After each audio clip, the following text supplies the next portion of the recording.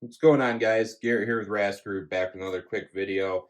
If you're keeping up with us over on Instagram, you know our discussion theme of the week is gun belt setup. So I figured I'd do a video on probably the belt I have the most time with, the belt that I originally used for absolutely everything before I could afford to have other belt setups for other ventures. This is a Grey Ghost Gear. I don't remember the exact model, but it's a Grey Ghost Gear battle belt setup. The majority of the stuff on here is made by Grey Ghost Gear. I've been super happy with it. I think Grey Ghost Gear is probably one of the best bangs for the buck on the market, especially during their holiday sales. They have 40-50% off. I don't think you can go wrong. I've beat the living shit out of this thing. Still haven't gotten it to fail me, diving on the ground, diving into cover, changing positions. Haven't had a single issue. Is there better options on the market? Could be, probably. I guess I'll leave that up to you guys.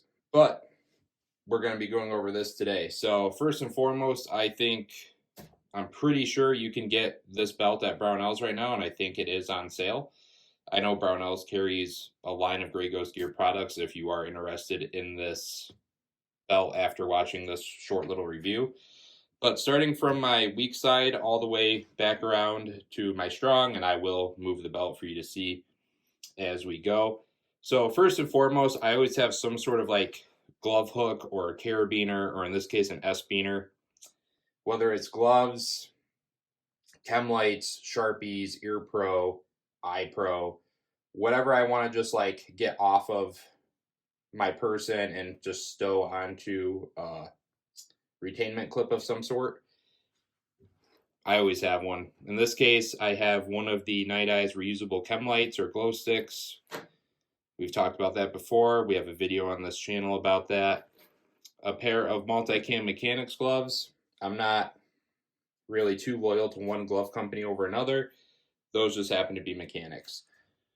This whole little system is attached to one of two Grey Ghost Gear pistol mag pouches. These have some very solid retention for not having Kydex inserts, and I think it's just tension based off of stacked layers of fabric. Never had an issue. Pretty happy with those. Haven't had anything go yard sailing on me. To the rear of that, two rifle mag pouches. Sometimes I'll use the bungee retention, most of the time not. If you're going to do that, just know with GI mags or slick slide mags, you're going to run the gamut of those are going to work out a little bit easier as opposed to like a polymer P mag or Mission First Tactical mag, something like that has more of a plasticky composite base. So take that as you will. On the outside of my AR mag pouches, I have a Grey Ghost Gear dump pouch. Big fan of running dump pouches for a number of things. I don't think they take up a lot of bulk or weight, especially when they're empty. Pretty pliable, smashes right down to the other pouches, and I mount it on the exterior of my AR mag pouches so that in a moment of haste, if I can't re-index a magazine, I can come out from my belt a little bit, drop my partially spent magazine into the pouch, be able to retrieve it later. If we come around, you'll see that I leave the small of my back intentionally clear. I found working in a vehicle, I do not like anything being on the small of my back. It hurts, it creates back issues, it creates unneeded pain.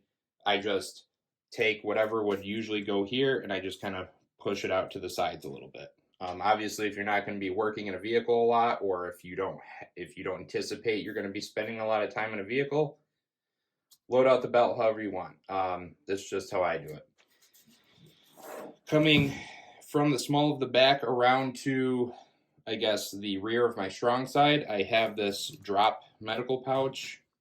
This is not my primary means of medical. Usually I'll have my EDC little tourniquet rubber banded with a pack of combat gauze on my person for like my first go-to source of treating self-trauma.